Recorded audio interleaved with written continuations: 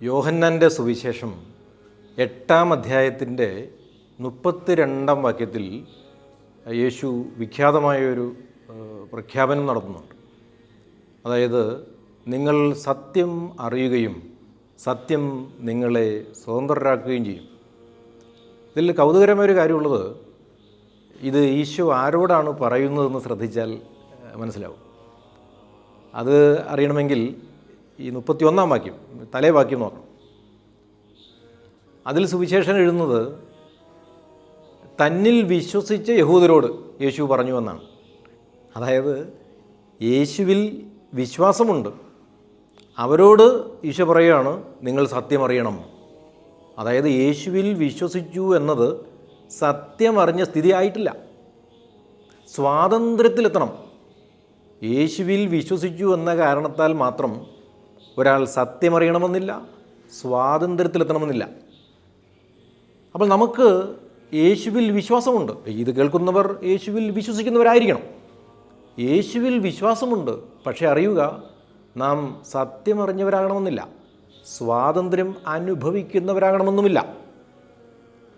ഈ സത്യം എങ്ങനെ അറിയാൻ പറ്റും?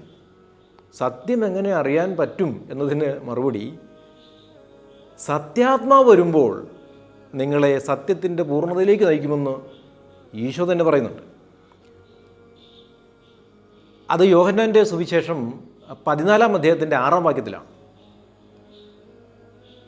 14-ാം അധ്യായത്തിൻ്റെ 6-ാം വാക്യത്തിൽ യേശു പറയുന്നത്, ഞാൻ വഴിയും സത്യവും ജീവനുമാണ്. അപ്പോൾ യേശുവാണ് സത്യം. ഈ സത്യത്തിലേക്ക് ഒരാൾ വരുന്നത്, അത് 16-ാം അധ്യായത്തിൻ്റെ 11-ാം വാക്യത്തിൽ നിന്ന് മനസ്സിലാവും. സത്യാത്മാവ് വരുമ്പോഴാണ്.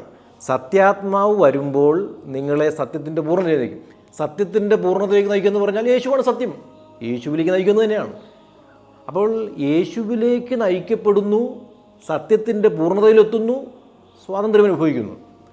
ഈ യേശുവിൽ വിശ്വസിക്കുന്ന ഒരാൾ തന്നെ വീണ്ടും പരിശുദ്ധാത്മാവിനെ സ്വീകരിച്ചാൽ മാത്രമാണ് സത്യം അറിയുന്ന ആളാകുന്നത്, സ്വാതന്ത്ര്യത്തിലെത്തുന്നത്. അങ്ങനെ വരുമ്പോൾ യേശുവിൽ വിശ്വസിക്കുന്ന ഒരാൾ, യേശുവിൽ വിശ്വാസത്തിലെത്തിയ ഒരാൾ പിന്നെയും വളരേണ്ടതുണ്ട്. എങ്ങനെ? പരിശുദ്ധാത്മാവിന് ചോദിക്കേണ്ടതുണ്ട്. യേശുവിൽ വിശ്വസിക്കുന്ന ഒരാൾ ആ വിശ്വാസത്താൽ രക്ഷിക്കപ്പെടുന്നില്ല. യേശുവിൽ വിശ്വാസത്തിലെത്തിയിരിക്കെ തന്നെ അയാൾ വീണ്ടും അധ്വാനിക്കേണ്ടതുണ്ട്. എന്തിനു വേണ്ടി? പരിശുദ്ധാത്മാവിന് വേണ്ടി അധ്വാനിക്കേണ്ടതുണ്ട്. യേശുവിൽ വിശ്വസിക്കെ തന്നെ നമ്മൾ എല്ലാം തികഞ്ഞു എന്ന് കരുതരുത്. യേശുവിൽ വിശ്വസിക്കെ തന്നെ നമ്മൾ പരിശുദ്ധാത്മാവിന് വേണ്ടി ദാഹമുള്ളവരാകണം. കാരണം പരിശുദ്ധാത്മാവ് വന്നാലാണ് സത്യത്തിൻ്റെ പൂർണ്ണതയിലെത്തൂ, സ്വാതന്ത്ര്യത്തിലെത്തൂ. ഇനി വേറൊരു വിഷയമുള്ളത് ഇവിടെ, ഈ സത്യം അറിയാതിരുന്നാൽ എന്ത് സംഭവിക്കും? സത്യം എന്താണെന്ന് അറിയാത്ത ഒരാളെ നമ്മൾ യോഹന്നാൻ്റെ സുവിശേഷം 18-ാം അധ്യായത്തിൻ്റെ 38-ാം വാക്യത്തിൽ കാണും. പീലാത്തോസാണത്. പീലാത്തോസിൻ്റെ ഒരു ഒരു ഒരു നിസ്സഹായത യേശുവിൻ്റെ മുന്നിൽ പ്രകടിപ്പിക്കുന്ന വാക്യമാണത്. ഈ 18:38 യോഹന്നാൻ. എന്താണ് സത്യം? എന്താണ് സത്യമെന്ന് പീലാത്തോസ് ചോദിക്കുക. അത് കൗതുകരമായ കാര്യം. ചോദിക്കുന്ന ആരോടാണെന്നറിയാമോ? യേശുവിനോട്. യേശു ആരാ? സത്യം. ഞാൻ വഴിയും സത്യവും ജീവനുമാണെന്ന് പറയുന്നില്ല 14:6. അതെ, സത്യത്തോട് തന്നെയാണ് പീലാത്തോസ് ചോദിക്കുന്നത്. എന്താണ് സത്യം? ഏറ്റവും വലിയ ദുർഭകാവസ്ഥ ഇതാണ്. വളരെ വൈരുദ്ധ്യമതാണ്. ഒരു ആത്മീയതയിലെ വലിയ വമ്പൻ വൈരുദ്ധ്യമതാണ്. കാരണം സത്യം കൺമുന്നിൽ നിൽക്കെ, സത്യം കയ്യെത്തും ദൂരത്ത് നിൽക്കെ, എന്താണ് സത്യമെന്ന് അറിയാതിരിക്കുക. കൺമുന്നിൽ സത്യം നിൽക്കെ, കയ്യെത്തുന്ന ദൂരത്ത് സത്യമുണ്ടായിരിക്കെ, എന്താണ് സത്യമെന്ന് അറിയാതിരിക്കുക. പരിശുദ്ധ കുർബാനയുടെ മുന്നിലിരിക്കാൻ നമുക്ക് സ്വാതന്ത്ര്യമുണ്ട്. നമുക്ക് നമുക്ക് ഒരു ഭാഗ്യമുണ്ട്. ദിവ്യകാരുണ്യത്തിൻ്റെ മുന്നിൽ നിരന്തരം ഇരിക്കാൻ, അനുദിനം പരിശുദ്ധ കുർബാന അർപ്പിക്കാൻ, സ്വീകരിക്കാൻ എല്ലാം ഭാഗ്യമുള്ളവരാ. പക്ഷേ പരമസത്യമായ ദൈവത്തിൻ്റെ മുന്നിലായിരിക്കാൻ ഭാഗ്യം ലഭിച്ചിട്ടും സത്യമെന്തെന്നറിയാതിരിക്കുകയും സ്വാതന്ത്ര്യത്തിലറിയിക്കുന്നത് പറഞ്ഞാൽ ദുർഭാഗാവസ്ഥയാണ്. അവിടെയാണ് പരിശുദ്ധാത്മാവിൻ്റെ ആവശ്യം വരുന്നത്. പരിശുദ്ധാത്മാവ് വന്ന ഒരാളിൽ സത്യം അതിൻ്റെ പൂർണ്ണതയിൽ മനസ്സിലാക്കാനും സ്വാതന്ത്ര്യം ലഭിക്കാനും കഴിയും. സ്വാതന്ത്ര്യമില്ലാത്തൊരു സ്ഥിതി എന്തെന്നറിയാമോ? ദുഃഖമാണ്. ദുഃഖം. സ്വാതന്ത്ര്യമില്ലാത്ത സ്ഥിതിയിൽ ഒരാൾ അനുഭവിക്കുന്ന ഒന്നാണ് ദുഃഖം, സങ്കടം. അത് യോഹന്നാൻ്റെ തന്നെ സുവിശേഷത്തിൻ്റെ 16-ാം അധ്യായം പരിശുദ്ധാത്മാവിൻ്റെ പ്രവർത്തനങ്ങളെക്കുറിച്ച് എഴുതി വന്നിട്ട് അതിൽ ദുഃഖം സന്തോഷമായി മാറുമെന്നൊരു തലക്കെട്ടിൽ താഴേക്ക് വന്നാൽ 21-ാം വാക്യത്തിൽ നമ്മൾ കാണുന്നുണ്ട്, ഈ നിങ്ങളുടെ ദുഃഖം സന്തോഷമായി മാറും. ലോകം സന്തോഷിക്കും, നിങ്ങൾ കരയും വിലപിക്കും. നിങ്ങളുടെ ദുഃഖം സന്തോഷമായി മാറും. എന്നിട്ടാണ് ഒരു പ്രസവവേദന, ഈറ്റുവേദന എന്നൊക്കെ പറഞ്ഞൊരു സംഭവത്തിലേക്ക് വരുന്നത്. ഒരു സ്ത്രീ പ്രസവവേദന അനുഭവിക്കുന്ന പോലെ വേദനിച്ച് എന്താണ് പ്രസവിക്കാൻ സമയമാകുമ്പോൾ കുഞ്ഞിനെ പുറത്തേക്ക് വരാനുള്ള സമയം വേദനയാണ്, ഈ വേദന പ്രസവവേദനയാണ്. പക്ഷേ കുഞ്ഞ് പുറത്ത് കണ്ടു കഴിയുമ്പോൾ ഒരു മനുഷ്യ കുഞ്ഞ് ഭൂമിയിൽ ജനിച്ചതിൻ്റെ സന്തോഷം, ദുഃഖം സന്തോഷമായി മാറുന്നു. ദുഃഖം സന്തോഷമായി മാറുന്നത് പരിശുദ്ധാത്മാവ് വരുമ്പോഴാണ്. ദുഃഖം എന്താണ്? ഈ സത്യമറിയാത്ത സ്ഥിതിയാണ്. ഈ സത്യമറിയാത്ത സ്ഥിതിയിൽ പീലാത്തോസ് ചെയ്ത പ്രവൃത്തി പിന്നീട് ദുഃഖ കാരണമാകുന്നുണ്ട്. പീലാത്തോസിൻ്റെ ഭാര്യ മനുഷ്യന് വെറുതെ വിടാനൊക്കെ പറഞ്ഞ് വരുമ്പോഴും പരിഗണിക്കാതെ ആ കുറിപ്പ് കീറിക്കളഞ്ഞ് വിധിക്കുന്നുണ്ട്. അതായത് സത്യമറിയാതെ വിധിക്കുകയാണ്. സത്യമറിയാതെയുള്ള വിധികളാണ് ദുഃഖ കാരണം. പറഞ്ഞുതരാം. അതായത് നമ്മൾ ദുഃഖിക്കാനുള്ള ഒരു കാരണം, പല കാരണങ്ങളും കേട്ടോ. ഇന്ന് ഈ പെന്തക്കോസ്ത് ദിനത്തിൽ നമ്മൾ ധ്യാനിക്കേണ്ടത് പരിശുദ്ധാത്മാവിനെ സംബന്ധിച്ചാണല്ലോ. അങ്ങനെയെങ്കിൽ നമ്മൾ ദുഃഖിക്കാനുള്ള ഒരു കാരണത്തെ നമുക്ക് നേരിടാനെങ്കിലും ഈ പെന്തക്കോസ്ത ദിനങ്ങൾ ഉപകാരപ്പെടട്ടെ. ഈ ദിവസം പ്രത്യേകിച്ച് ഉപകാരപ്പെടട്ടെ. പല ദിനങ്ങളായി രാത്രികളായി ഒക്കെ നമ്മൾ പരിശുദ്ധാത്മാവിനെ ദാഹിക്കുന്നവരായിരിക്കാം. ഈ ദിനം നമുക്ക് വേണ്ട ഒരു പഠനം, ഒരു ബോധനം, ഒരു ആശ്വാസ ബോധനം ഇതായിരിക്കണം. അതായത് പരിശുദ്ധാത്മാവില്ലാത്തതു മൂലമുള്ള ദുഃഖം എന്ന് പറഞ്ഞാൽ, നമ്മൾ ദുഃഖിക്കുന്നതിൻ്റെ ഒരു പ്രധാന ഘടകം ആരൊക്കെയോ നമ്മളെ തെറ്റിദ്ധരിക്കുന്നു, നമ്മെ മനസ്സിലാക്കുന്നില്ല, നമ്മെക്കുറിച്ച് തെറ്റായി പറഞ്ഞു നടക്കുന്നു, നമ്മെ മനസ്സിലാക്കാതെ സംസാരിക്കുന്നു, കുറ്റം വിധിക്കുന്നു. അപ്പോൾ അവൾ അങ്ങനെ പറഞ്ഞല്ലോ, അയാൾ ഇങ്ങനെ പറഞ്ഞല്ലോ എന്നിങ്ങനെ ഒരു പരാതിയില്ലേ, അത് നമ്മൾ ദുഃഖം.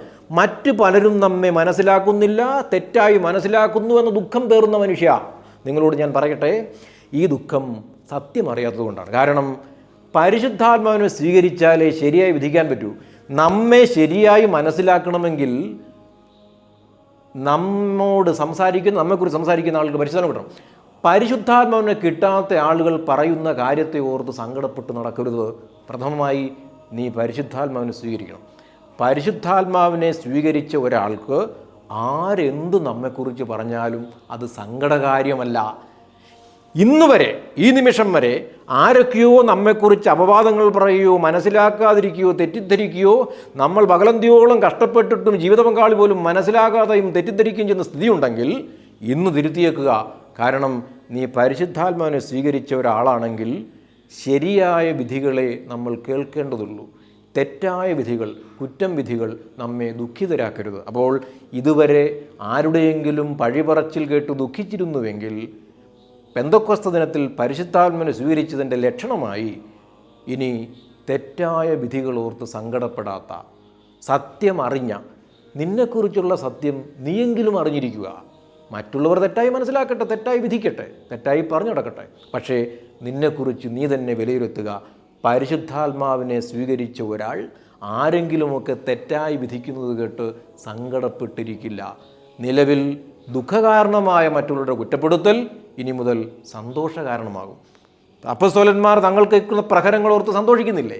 തങ്ങളെ വലിച്ചിഴയ്ക്കുന്നതും കുറ്റം വിധിക്കുന്നതും വിചാരണ കോടതിയിൽ കൊണ്ടുചെല്ലുന്നതും ജയിലിലടയ്ക്കുന്നതും കയ്യാമം വയ്ക്കുന്നതും ജയിലറ പൂട്ടുന്നതുമെല്ലാം അവർ ആനന്ദത്തിൻ്റെ വിഷയമാക്കിയില്ലേ, സന്തോഷത്തിൻ്റെ വിഷയമാക്കിയില്ലേ? അതുപോലെ നമുക്കെതിരെ വേദനകൾ പറയുന്നവർ, നമുക്കെതിരെ കുറ്റമാരോപിക്കുന്നവർ, യേശുവിൻ്റെ പേരിൽ ഇറങ്ങിത്തിരിച്ചതിൻ്റെ പേരിലൊക്കെ ചീത്ത കേൾക്കുന്ന ആളുകളും ഇത് കേൾക്കുന്നുണ്ടാവാം. അങ്ങനെയെങ്കിൽ അറിയുക, യേശുവിൽ വിശ്വസിക്കുന്ന ഒരാൾ സത്യമറിയുന്ന സ്ഥിതിയിലെത്തിയാൽ, യേശുവിനെ മനസ്സിലാക്കിയാൽ, വിശ്വസിക്കുക മാത്രമല്ല അവനെ അറിയുകയും, നിത്യജീവൻ, യേശുവിനെ അറിയുക എന്നുള്ളത് നിത്യജീവൻ.